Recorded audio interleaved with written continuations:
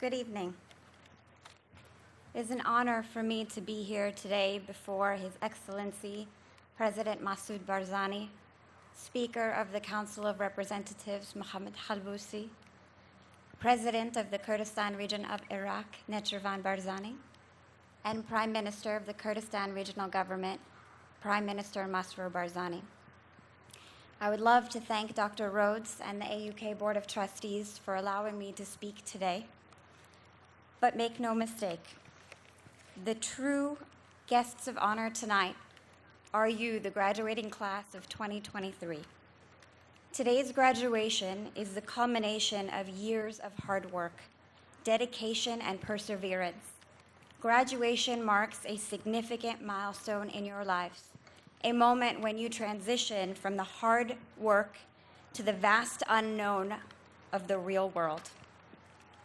As you embark on this new chapter, I was asked to share with you a little bit about my story and about the power of higher education and it had on me. Not so long ago, I was in your position.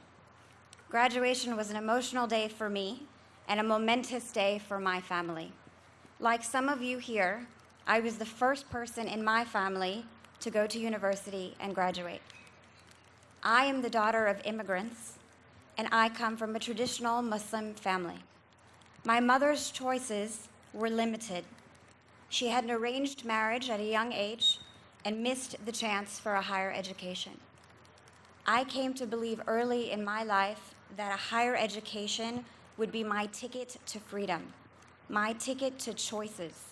It would open the door for me to financial independence and enable me to chart out my own future. I suspect many of you feel the same way today. When I was 13, Harvard University announced a new initiative. If your family's income was below a certain level, you were eligible to go on a full scholarship. At the time, it was unthinkable that I could go to university, that I could afford the luxury of a higher degree, that I could be allowed as a young woman to live outside of my parents' home and go study at college. In those days, articles came out in newspapers instead of your mobile phones. I cut out the article announcing Harvard's initiative, I hid it in my closet, and I treated it like my golden ticket. I studied as hard as I possibly could have, and it became my singular mission in life to get a higher degree. Education was my salvation. When 4 years later I was accepted and attended Harvard on a full scholarship, I was determined not to take for granted for 1 minute what my education could do for me. And indeed, almost overnight, my education changed my life. It changed my class. It changed my place in society. As a student, I had ideas, hope, and unlimited potential, and a lot of mentors to guide my way. My education did not just change my life. It changed the lives of my family and their perceptions of what women can achieve. Once you taste freedom, you can seldom get enough. During my time at university, I traveled often and dreamt of a career that would show me the world. During the final week of my senior year, I was called to Washington for an interview to become a US diplomat. I had a choice. Do I stay and study for my final exams? Or do I fly to DC and interview for the job of my dreams? I don't think my next choice will surprise you. I bought the next ticket to Washington. I arrived as a student, but I left Washington with an offer in my hand to become an American diplomat and represent the United States of America on the world stage. I went from being the daughter of a mother with no choices to becoming a woman with the whole world before her. I look at so many of you students today, and I feel that hope surge in me again, because I see the amazing choices before you. You have choices that your parents did not have. You have choices that your grandparents could never have even dreamed of. You owe it to them to embrace the opportunities before you to live consciously and powerfully, cognizant of your potential and your ability to change the future. To the young women in this room, I would like to speak to you directly. It will often be the case, as you progress in your career, you will be underestimated. No matter what you achieve, someone will question your place in the room, your seat at the table, your footsteps at the podium. Do not let that discourage you. Do not let anyone dim your light. You earned your place. Forge ahead and prove them wrong. To the young men in this room, much will be expected of you. Do not let that discourage you. Be an ally to your fellow students, colleagues, and friends. Be advocates for each other. Lift up your classmates, lift up your colleagues, and you will lift up your entire society. As you leave here and step into the world, remember that education is not the end. It is your beginning.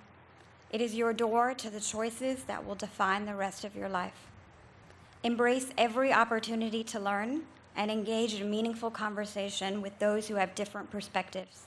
Seek out mentors who will guide you, challenge you, and inspire you to reach new heights. Remember that the world is your classroom, and every experience is an opportunity for growth. As graduates of the American University of Kurdistan, you also have something uniquely special. You bring together the ideas and principles of an American education with the hope, resilience, and dreams of Kurdistan. The United States of America is deeply proud of our historic partnership with the people of the Kurdistan region of Iraq. Our bond is one forged of common values, out of a belief that to be underestimated is merely an opportunity to show the world that they were wrong, that to doubt our strength serves only to make us stronger. As a symbol of our enduring partnership, the United States is constructing the largest US consulate in the world in the Kurdistan region of Iraq. But no matter how large, the diplomats working inside that building will be no match for the future diplomats graduating today from AUK. With these degrees, you have the power to represent the best of America and the best of the Kurdistan region all at once. The US State Department is proud to have partnered with and supported AUK. The relationships you have forged with Tier 1 research institutions, our ongoing State Department grants to build out your educational tools, and our collective effort to pursue international and US accreditation are just a few examples of what we can achieve by working together. The problems facing the world require collective action, and it is only through collaboration, dialogue, and unity that we can create a brighter future for you and the Kurdistan region of Iraq. Graduates, as you leave this institution, you are not just armed with knowledge, but with the potential to make a meaningful impact on the world. I urge you to embrace the freedom of choices that your education has afforded you and never take them for granted. Congratulations to the class of 2023. Your future is bright.